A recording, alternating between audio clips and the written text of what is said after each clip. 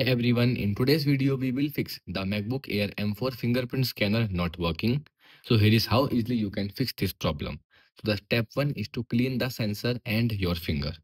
So dirt, oils or moisture on the Touch ID sensors or your finger can interfere with the recognition.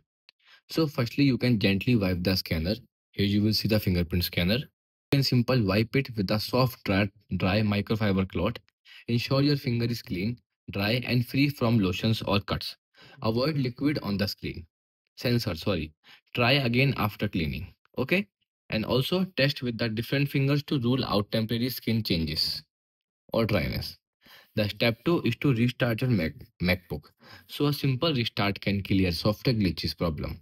So to restart, you can see in the top left corner of your screen, here you will see a Apple logo. Simple click on restart, here you will see.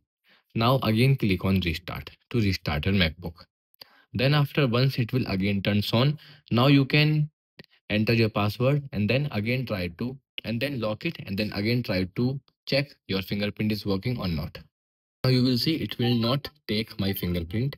So now you can enter your passcode to unlock and now move to the next step is to delete and re-add fingerprint.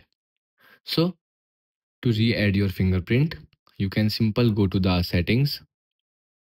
In your settings, you can simple scroll down and click on Touch ID and password. Then in Touch ID and password settings, you can simple tap on add fingerprint. Now enter your password, click on unlock.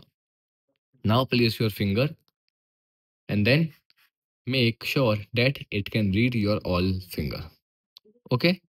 And then click on done and now lock it and now try to unlock it.